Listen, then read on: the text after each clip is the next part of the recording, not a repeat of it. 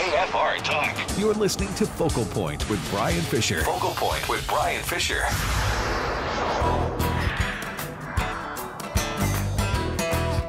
Welcome back to this last segment, Focal Point, AFR Talk. Go to the phones here in a quick second, 888-589-8840. This is Andrea Mitchell. Now, remember, President Bush left Iraq in a stable place. They had the surge 2007. The place was pacified.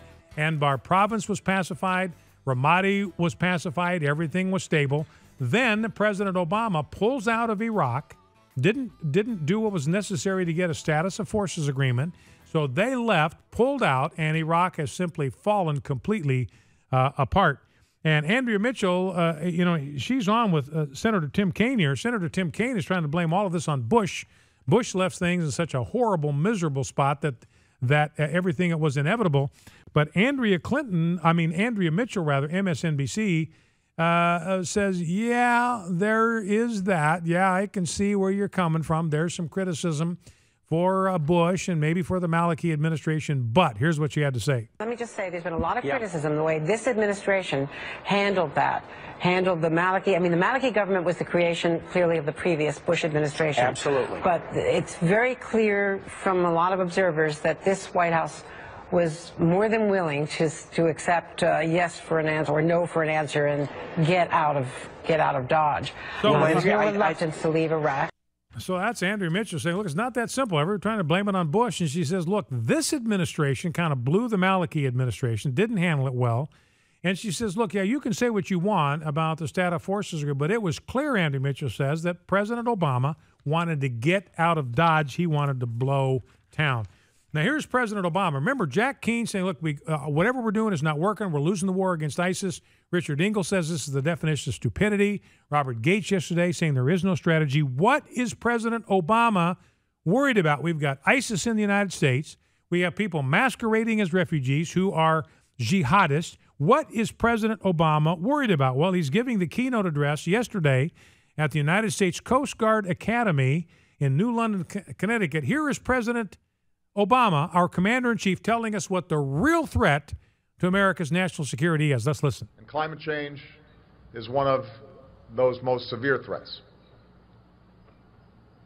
And this is not just a problem for countries on the coasts or for certain regions of the world. Climate change will impact every country on the planet. No nation is immune. So I'm here today to say that climate change constitutes a serious threat to global security, an immediate risk to our national security. And make no mistake, it will impact how our military defends our country. And so we need to act, and we need to act now. After all, isn't that the true hallmark of leadership? When you're on deck, standing your watch, you stay vigilant. You plan for every contingency. And if you see storm clouds gathering or dangerous shoals ahead, you don't sit back and do nothing. You take action to protect your ship, to keep your crew safe. Anything less is negligence. It is a dereliction of duty. And so too with climate change. Denying it or refusing to deal with it endangers our national security. It undermines the readiness of our forces. All right, so that's Barack Obama. The greatest danger we face is not refugees masquerading or not jihadists masquerading as refugees. It's not ISIS, which has taken 450 extra cops to deal with in New York. It's not homegrown radicalism, people getting radicalized right here. It is climate change. So, and you know, global warming, number one, is a non-existent problem. It is a problem that does not exist. A problem that doesn't exist cannot be a threat to your national security. Global warming does not exist. Hasn't been any in 18 years and 6 months. So it's a non-existent problem. It's fought on the premise that CO2 is the enemy. CO2 is not the enemy. CO2 is not a pollutant. CO2 is plant food. So here's President Obama, supposed to be the light bringer, the smartest man in the world, saying that the chief threat to our national security is there's too much plant food in the air, and we've got to solve a problem that does not exist. And then you wonder why our national security is at risk. All right, let's go to the phones. Let's go to David. Let's go to David in White House, Texas. David, welcome. What's on your mind? Hey, Brian. Wanted to give you, for the president, the next president's going to be a Republican, the top 10 executive orders. Okay. And what would they be? See what you think. Number 1, repeal Obamacare. Number 2, the federal government recognizes only marriage between a man and a woman. Number 3, no Muslims in the military. Number 4, build the fence. Number 5, deport illegal aliens. Number 6, flat tax. Number 7, abolish the IRS, EPA, the Department of Education, and National Public Radio. Number 8, reinstitute sanctions against Iran, Russia, Cuba, Venezuela. Number 9, privatize the VA hospital system. And number 10, no more mosque building in this country. Well, man, I would sign on to that in a heartbeat, David. I think that's terrific. And I think 8 of the 10 things that are on your list, I don't know where Ted Cruz hasn't weighed in on the mosque issue. I don't think Ted Cruz has weighed in on the Muslims and the military issue.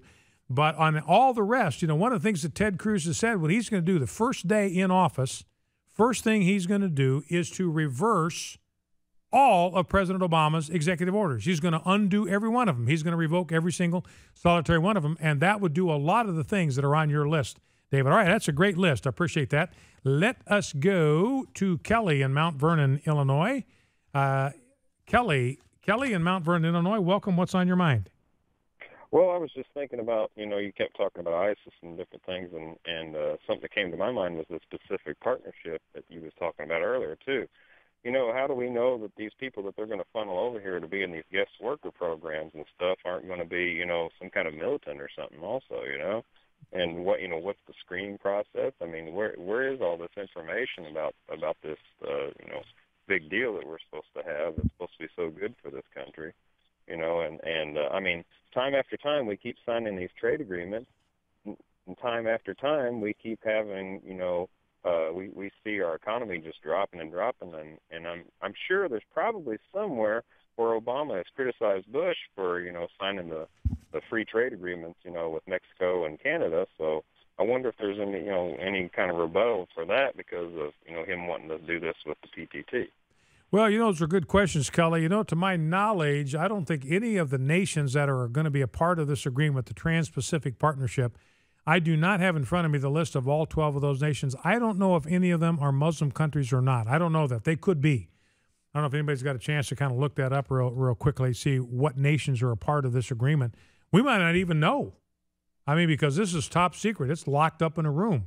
You got to drop your cell phone at the door. Whatever notes you take, you got to leave. I mean, nobody knows what's in it. So I don't know if anybody knows exactly who these 12 nations are. And if some of them are Muslim nations, then I guarantee you that represents a threat to our national security, because that's one of the problems, Kelly, with this whole deal is the sort of latitude that these nations have that will be a part of this agreement, the latitude that they have to bring as many workers in as they want. I mean, it virtually removes any restrictions on immigration whatsoever, and apparently these companies will be able to do the screening and decide which employees they want to bring in and which ones they don't. So that represents to me not only a loss of American jobs, but a threat to America's security. So I think those are very, very good questions. And Jeff Sessions has a great piece today talking, as part of what he released about why this trade thing is so bad. And, there's only 5 Republicans that opposed this. Virtually every Democrat was opposed to this thing. It was the Republicans that were helping Barack Obama get this thing through. It was the Republicans came to the aid of Barack Obama. And I will flat out guarantee you, ladies and gentlemen, anything that President Obama is for is probably going to be bad for America. I mean, that would be the assumption. You can allow yourself to be proven wrong, but I think the assumption would be if President Obama is gung-ho for something, look out.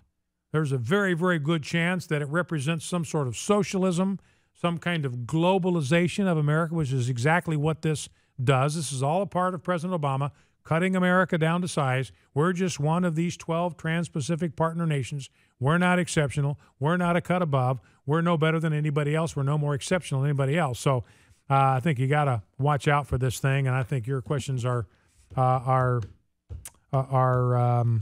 well spoken. You said Walker, one of them is Brunei.